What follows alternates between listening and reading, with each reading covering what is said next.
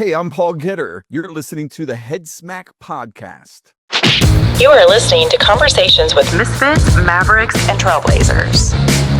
Hey, welcome to the Head Smack Podcast. My name is Paul Pavolny, and I'm excited to have another misfit with me. I have Paul Getter, and Paul Getter is a top digital marketer and founder of Speakpreneur, helping entrepreneurs turn their message into money by building powerful personal brands and becoming high-paid speakers. How you doing, Paul?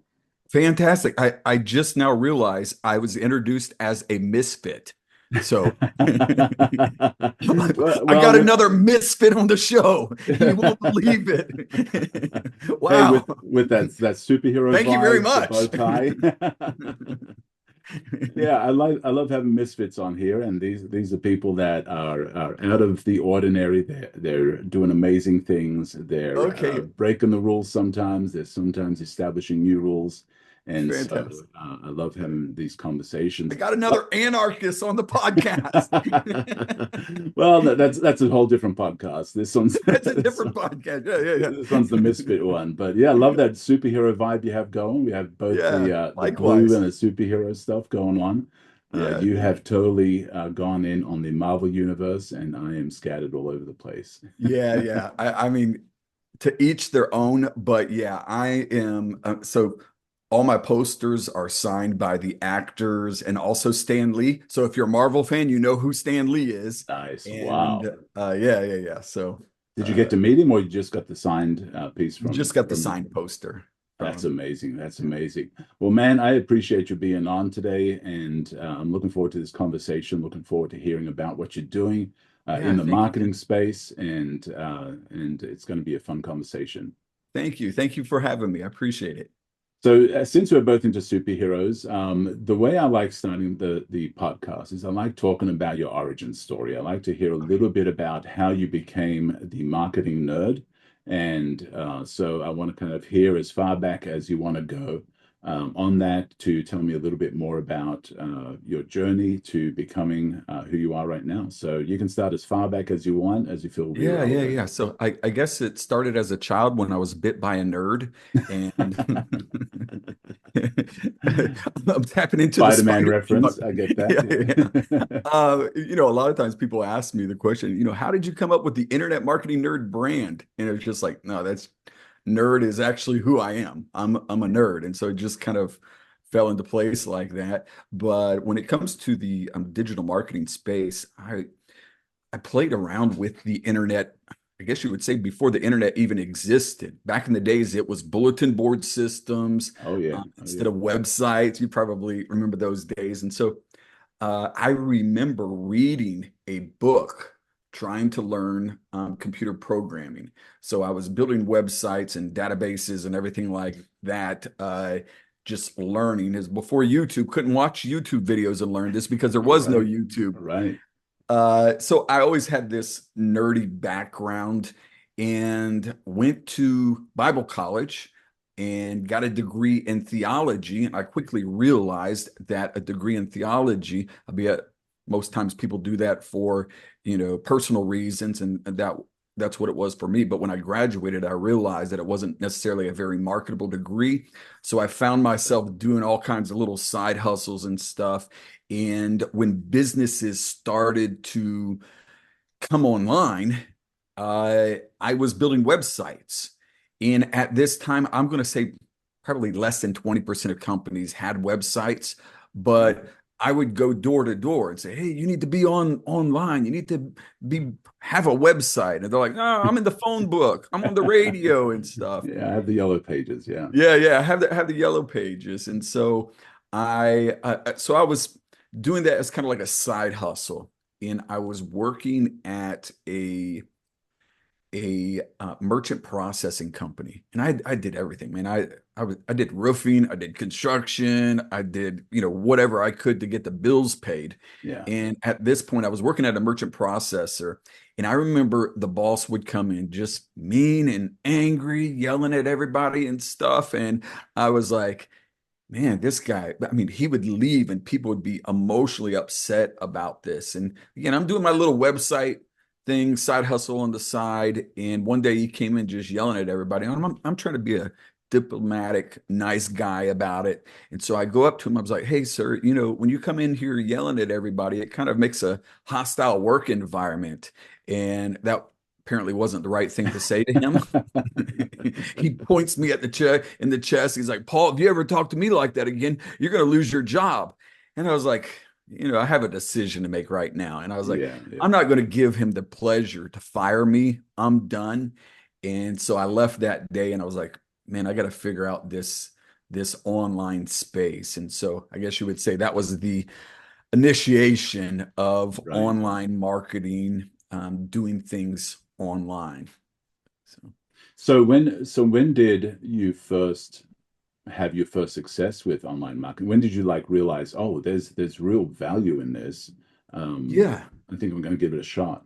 yeah. So at this point, again, you have to imagine for those that are listening that there's no internet. It is just, 20% of businesses are online. So I was trying to sell something that people are like, oh, I'm not really interested in. But It's a over fad. time, yeah, yeah, I was like, "Ah, this is a scam. I don't need a website.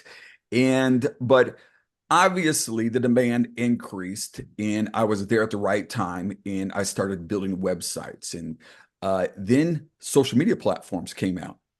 Early days was like MySpace, and Right, then right. the bigger one, Facebook. Facebook initially, it was just for college students, and you had to actually have a college email to be able to set up an account.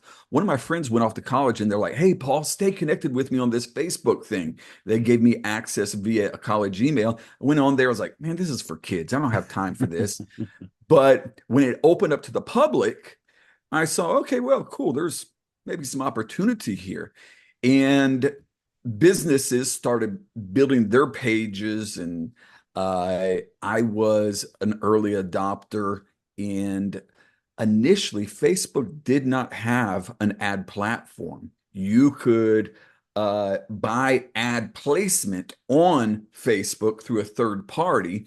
And so I was playing around with that. I'm kind of a hobby, kind of like just testing it. I was playing around with Google Ads and the other ad platforms.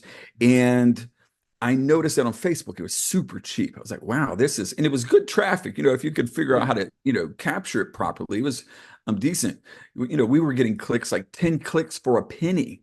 Wow. So just very cheap. So I'm playing around with it. And probably 6 months, a year, Facebook reached out to me and they're like, hey, we see that you're running ads on our platform. We're going to release our own ad platform. Would you be a beta tester for it? I was like, yeah, cool. Cool thing about that, what they would do is they would give me large amount of credits Oh, to wow. test out. So it'd be like 10,000, 20,000, 30, $50,000 just in ad credits that I could Wow. test out and use. So I would find people, clients, and I was like, yeah, let me run your ads for you. And whatever I could get is what I would charge them. And then finally, Facebook released this ad platform to the public. When they did that, there was a surge of businesses that came on trying to use this ad platform.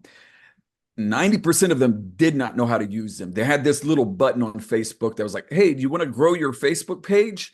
Click here. And then it would auto create an ad for it. The Right. ad performed horribly, but it took the people's money really good. So I would scroll online and I would see these ads, and I could just immediately see if someone used that auto create an ad just by the way it looked, everything. I knew it. And I would reach out to them and I would say, hey, I see you're running ads on Facebook. How's that going for you? Oh, it's going good. I'm like, well, if you don't mind me asking, what type of results are you getting? And they're like, oh, I'm growing my page and I'm getting like 100 followers for $100. So a dollar a click is what they Yeah. were getting. Yeah. Sometimes, maybe it was less than that, but a dollar a click. And I was getting 10 clicks for a penny. Wow. So, Wow. so I would say, well, how about you let me manage it for you and I can get you better results. And I would say, for $100, I can get you 1,000 followers. And they're like, oh, no, I don't believe you. And everything. I could get them 100,000 followers. You know what I mean? Wow. So, Yeah. Yeah. uh, but they'd be resistant to it. And I would say, well, let me do it free for 3 days. And because again, I could take, uh, $1 and I could get them 1,000 followers for it. So, Wow. sometimes it was less, but I could at least get them 500 followers, at least get them 500 followers for it. And so after 2 or 3 days, they were like, hey, this is fantastic. This is amazing. Yeah. Number one, the quality was better. Number two, it was cheaper for them. They thought that I was spending $100 and getting them 1,000 followers, but I was only spending $1. And I said, well, this is what I want you to do. You give me that $100 a day budget. I'll manage everything and I'll get you better results. So the other 90%, that was my profit for them. People were Wow. happy. And so it rapidly grew. I mean, I was getting 2 or 3 clients a day, just scrolling, finding people like that. And Wow. then I would say, hey, I would do it for free. Next thing you know, I'm working for big names. Companies are reaching out to me. And yeah, now fast forward almost 20 years later, I've worked with A-list celebrities, Fortune 500 companies, some of the biggest names on the online space. And I guess you would say it started there in the days of Facebook marketing.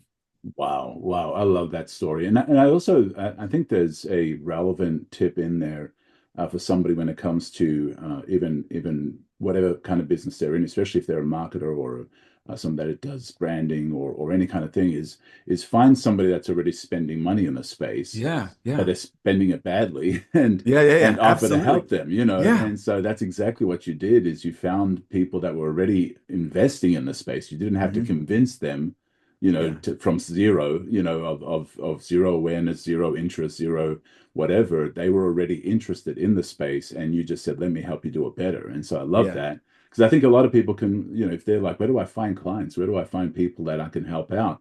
Find somebody who's already spending money doing the thing that you do, but they're doing it badly.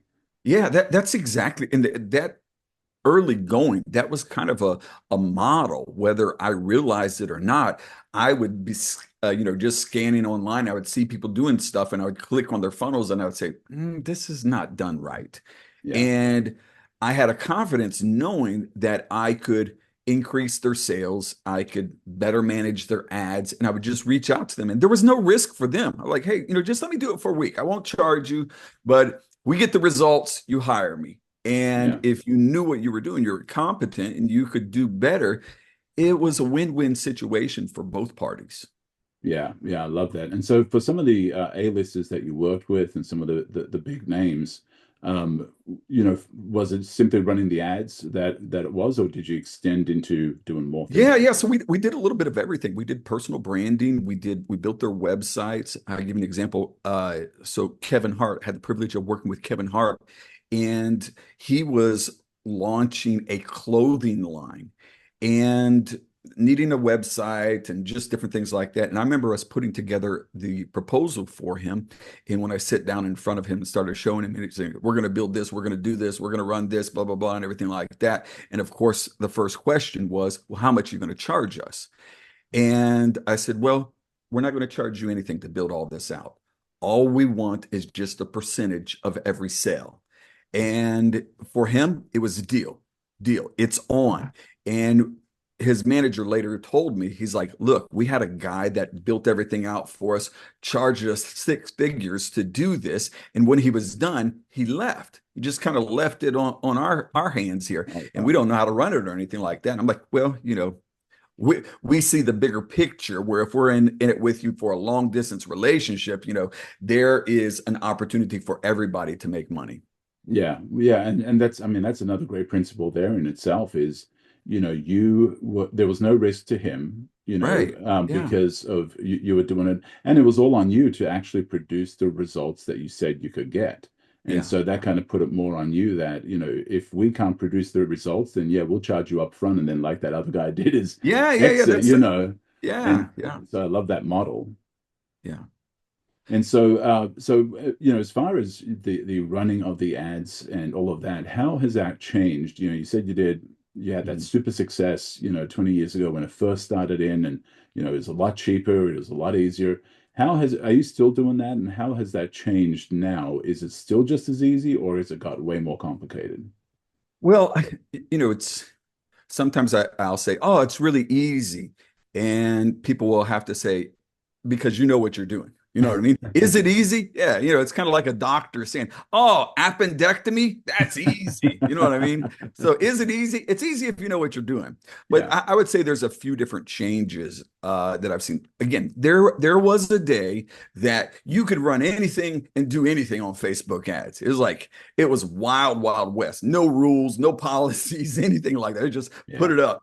And I remember there was no pixel, there was no lookalike audience, there was nothing like that. And then I think the pendulum swung to the other extreme where it was difficult to run anything on there. Everybody's accounts were getting banned and shut down and stuff. Right. Right. And what I have seen in the evolution of, I would say, most ad platforms is that the barrier of entry becomes a little bit more difficult. Every 2 or 3 years, something changes, a policy Right. change, a technology change, the way things are done online, it changes.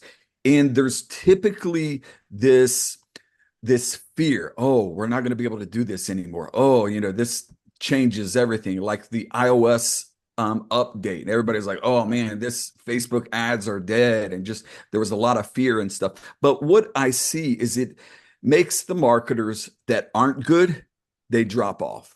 But the marketers that are good, they rise higher. Right. So most of the times, I've had a conversation with, the higher ups at Facebook, and this is kind of their motto is they want the user experience. When someone gets online, their primary focus is the user experience. It's not about money. It's not about, how much can we make in ad dollars. It's not about that. It's what creates the best user experience. So they know if they create a good user experience, the money will follow. So understand that these policy changes, these updates, they will make the platform better. It might be more difficult for you, but it is something that will make the platform better. Nowadays, I think there's probably going to come a day where, with the advent of artificial intelligence, that you probably just pick up your phone and say, hey, make me an ad for this. This is my site, and just everything's made for Right. you and Right. created for you. So they're wanting to do things that make it easier for people, but obviously there is a motive of creating as much cash flow for them as possible. Right, right. And their business model is, I guess, the way most businesses should model what they do is if I provide the value, the money will come. Yeah, If I chase the absolutely. money, then I'm going to probably skimp on value, Yeah. if I'm just motivated by that. And so through Speakpreneur, how do you help personal brands? What are the first things that you start doing? That's primarily what you do? So do you still Yeah. do the ad stuff, or Yeah, so is we okay? still have a very healthy, strong digital marketing agency that's been going nearly 20 years now. We work with some of the top entrepreneurs online, work with, large companies, run their ads, build their funnels. So I have that. Also have a PR firm where we help people get in major publications, and whether it's Forbes or Entrepreneur, that we're able to help them tell their story on these major publications.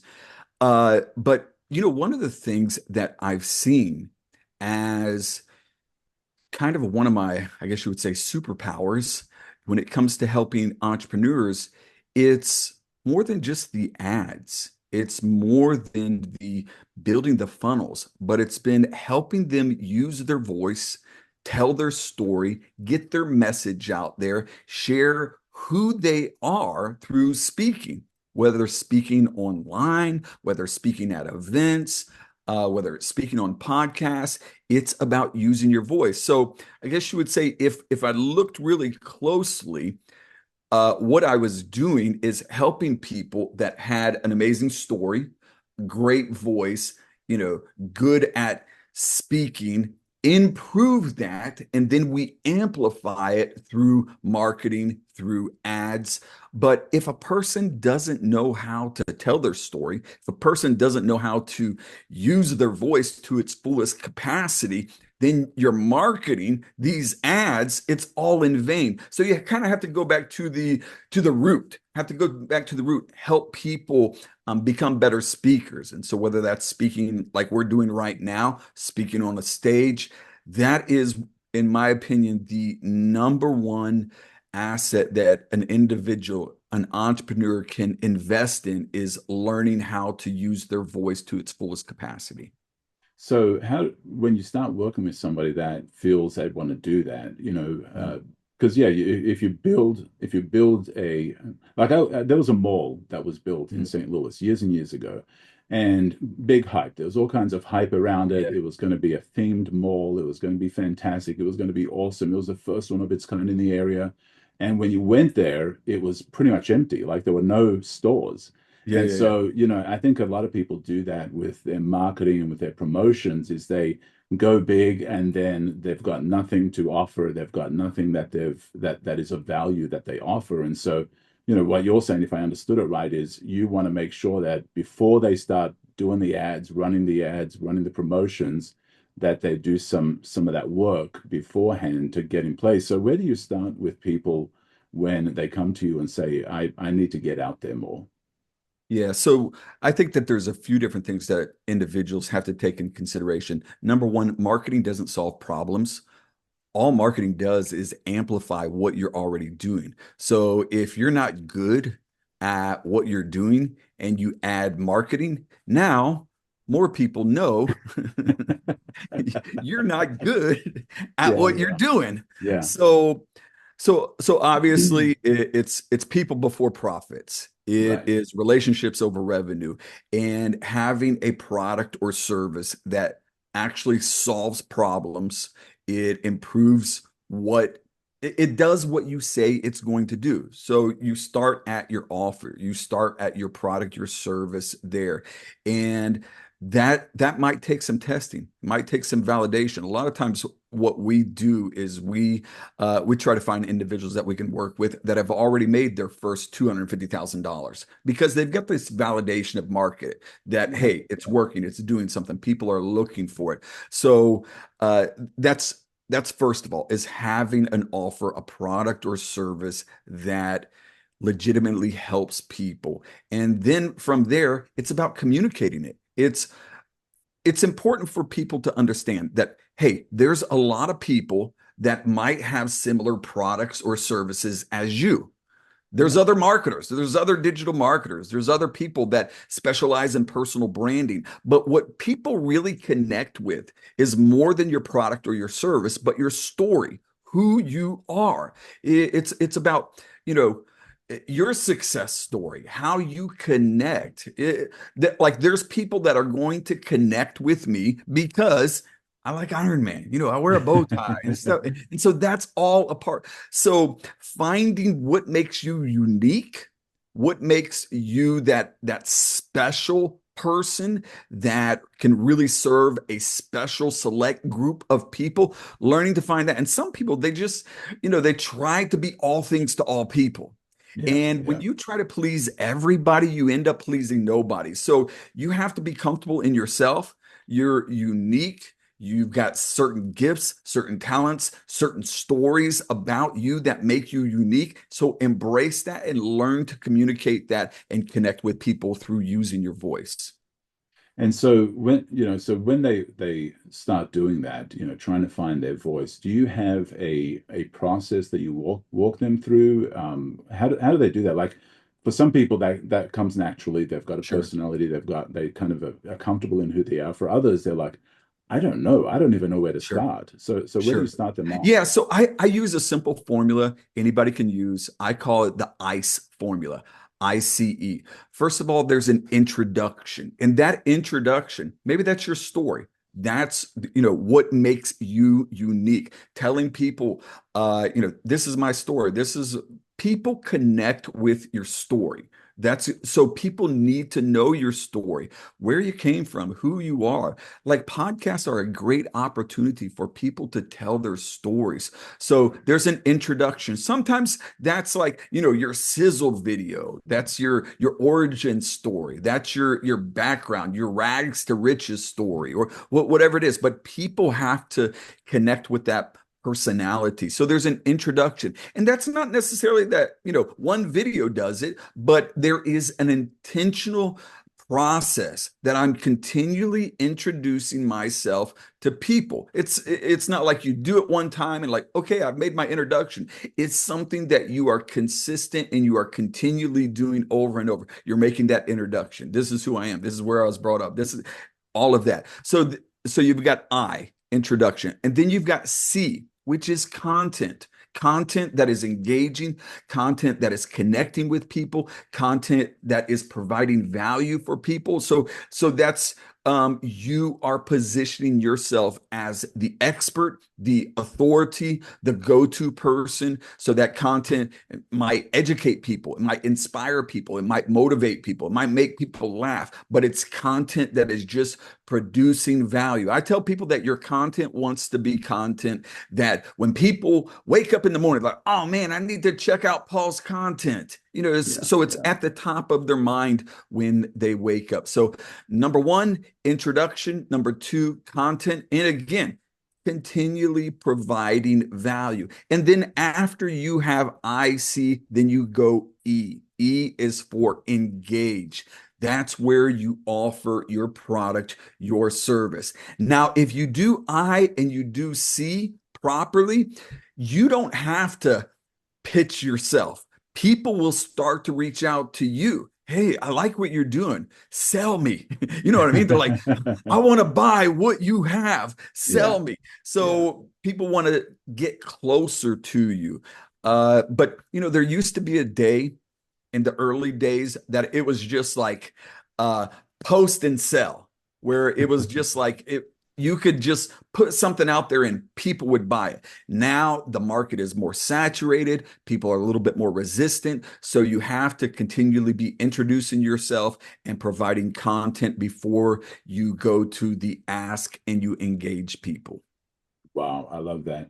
I love that. So, what are some things that people are doing? The ICE is a great way to formulate that. I absolutely love that, because one of the most engaging posts that I've done recently was Easter. I shared my story, my Jesus story. Yeah, And I yeah. got more engagement than any other post I've ever posted about branding or Love anything it. else, Love it. because Yeah, people yeah. loved hearing my backstory, and I've had all kinds of people reach out from that.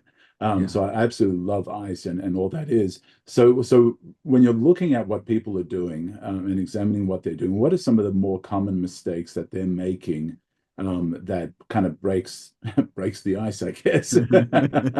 So, Well, I think trying to do what everybody else is doing. yeah. That's the mistake. Trying to do what everybody else is doing, trying to make your voice sound like everybody else's voice. You have to be disruptive. You have to be disruptive. So when people are scrolling, you stop the scroll. Disruptive is something that is always moving. It's always changing. So I've done ad campaigns. I've, been the author of some content creation campaigns that when people scroll, they're like, whoa, that's cool. And I've had marketers like, man, that's the coolest ad I've ever seen. And what happens is when people see things that are disruptive, they're like, oh man, that works great. I'm going to do it.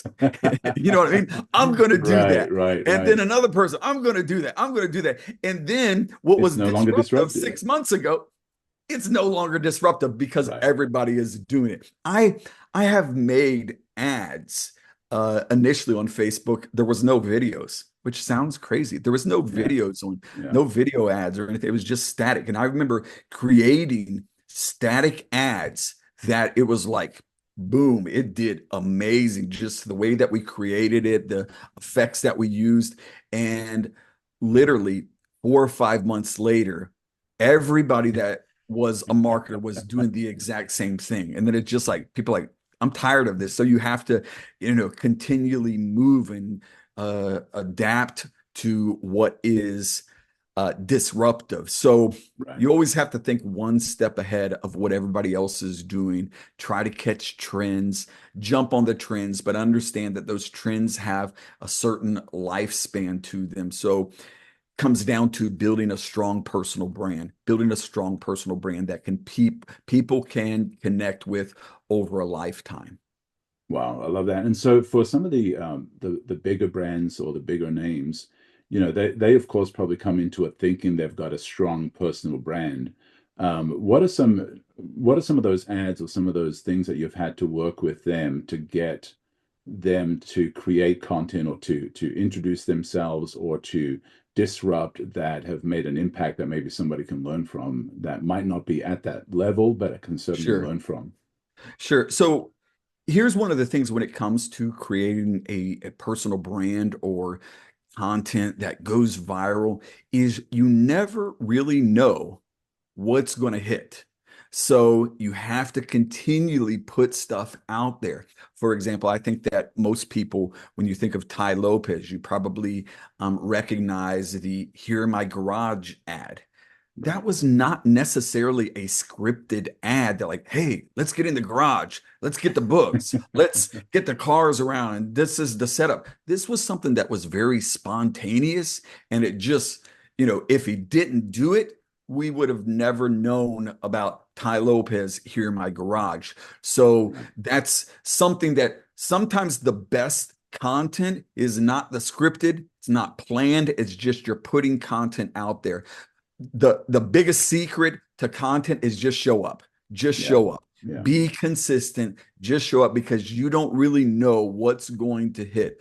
But I would say this: most big brands are they amplify attributes about themselves that can sometimes be polarizing. So Hmm. most big brands amplify the attributes about themselves that are polarizing. And what I mean by that is we all probably have some characteristics. We all have some, behaviors, personality traits that make us unique. And like, for example, for me, my personal brand, it is based around the bow tie and the glasses, the internet marketing nerd.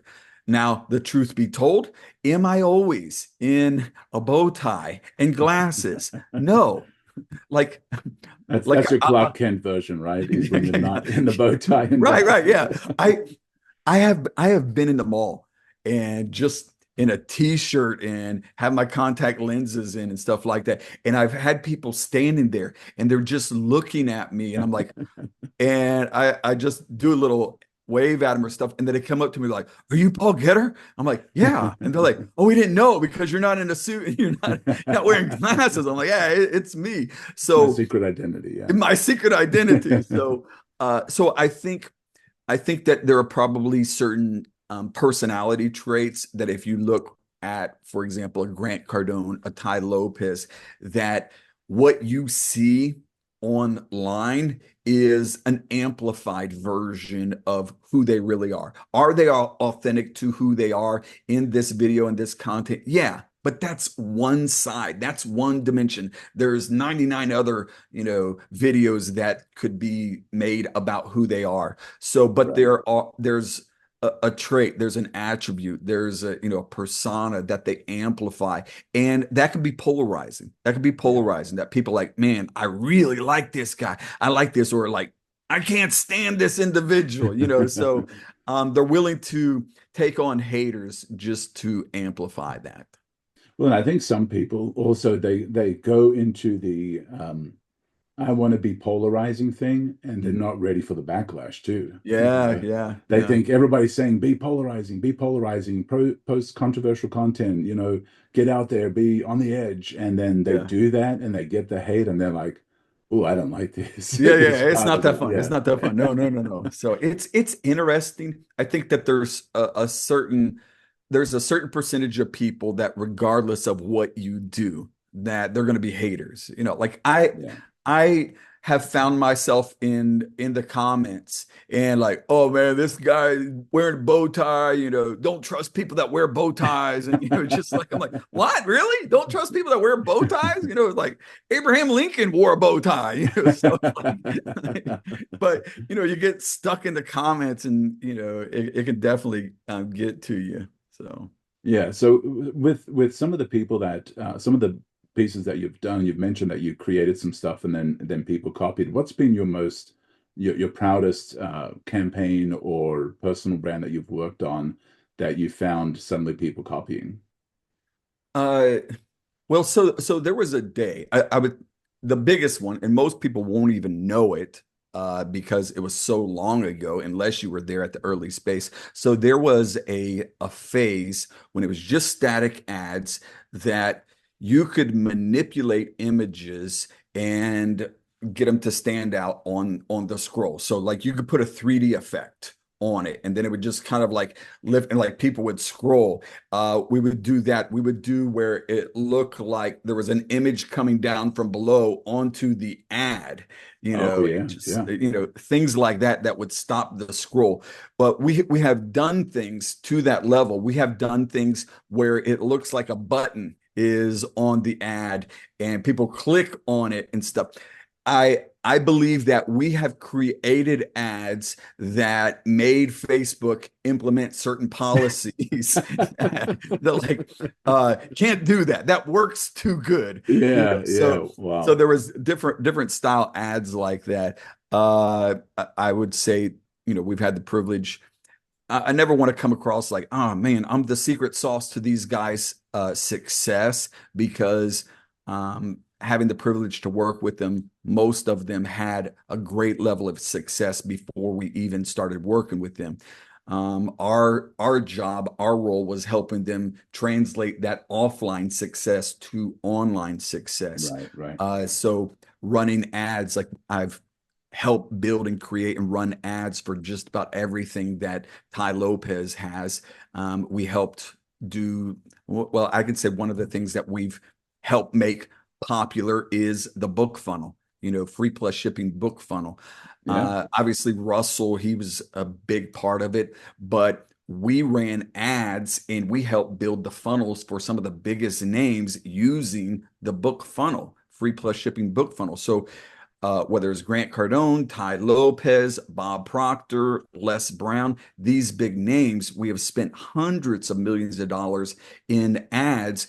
And that free plus shipping book funnel was something that was very popular, and we still use today for that matter. And so if you looked at it, you would say, oh, Les Brown did it a lot, or Ty Lopez did it a lot, or, Grant Cardone did this free plus shipping book model a lot. But we were the ones that created it and ran the ads for it. That's awesome. So, what's really working well now when it comes to building the personal brand and especially online? What do you find working best now? I know ICE is a great way to get Yeah. started, but what else do you find is working really well right now? Well,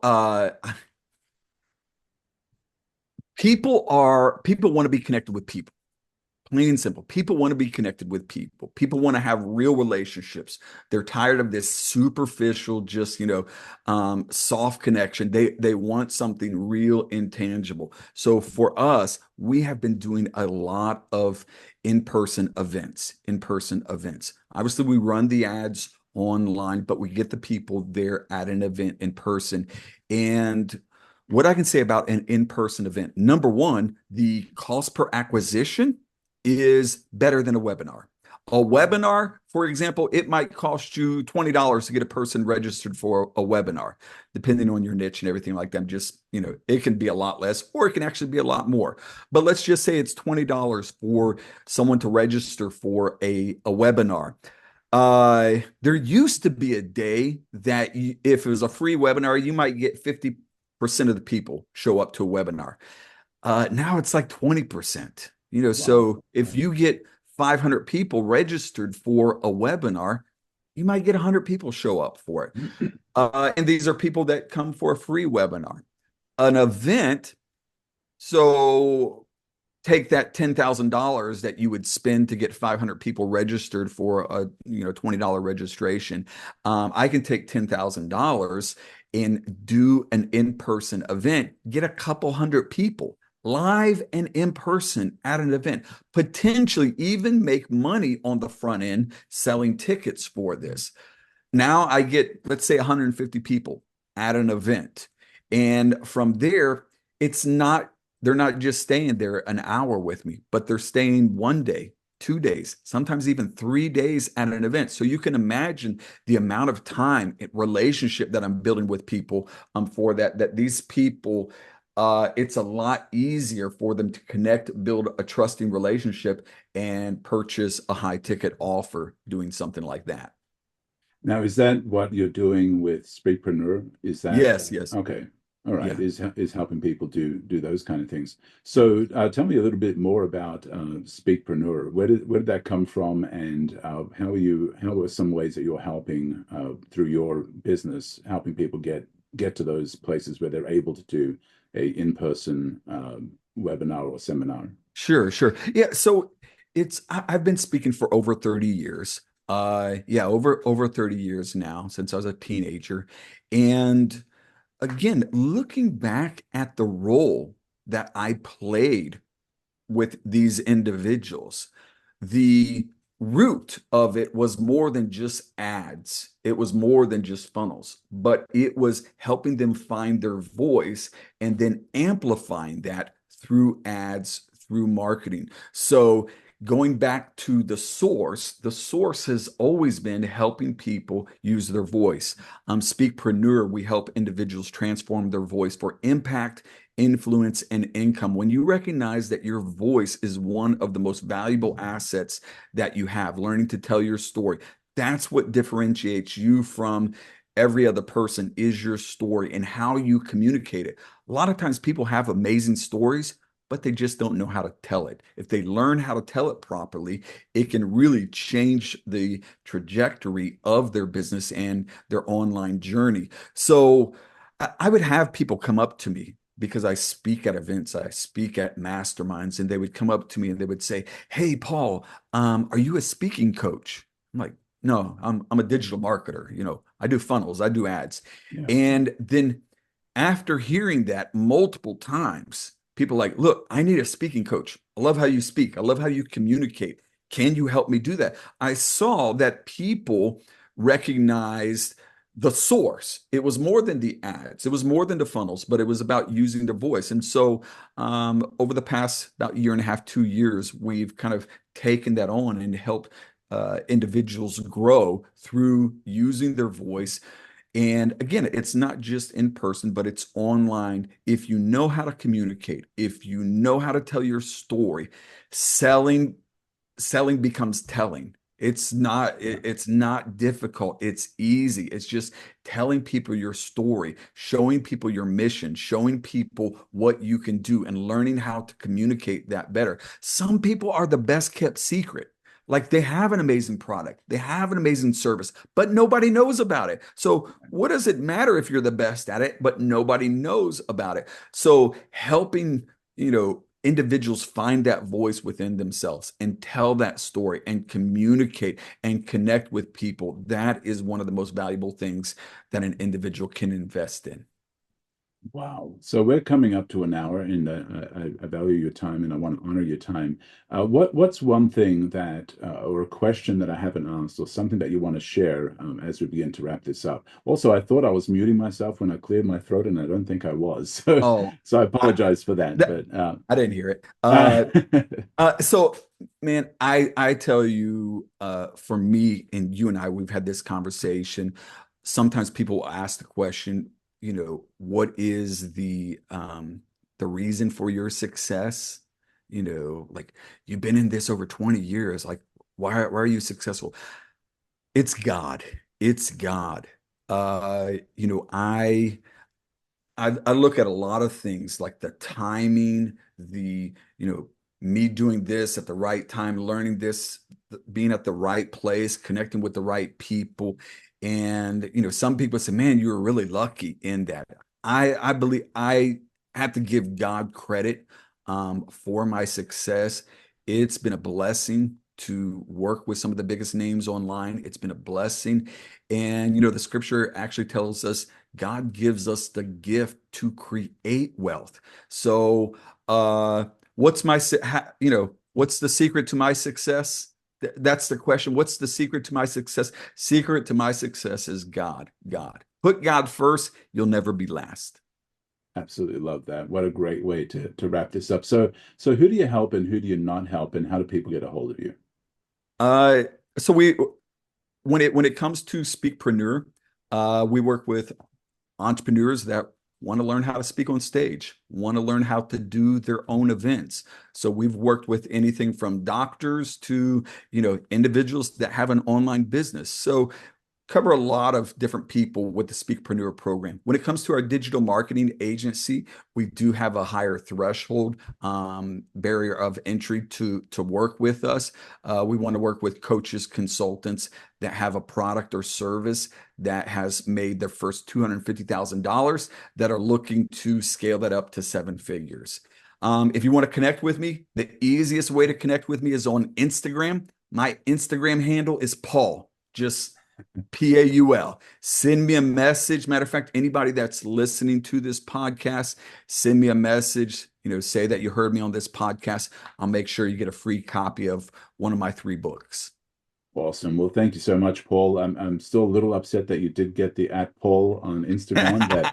I got it before you, man. I got it before you got it. But I got @Vapa, and I'm happy with that. So I'm totally happy. Works. Well, Paul, this has been an amazing conversation. Thank you. Absolutely love talking to you and love what you're doing. Likewise. And love the Spider-Man inspired suit jacket. Yes. And you have a great day, man. Take care. All right. You too. Thanks a lot, Paul. You are listening to Conversations with Misfits, Mavericks, and Trailblazers.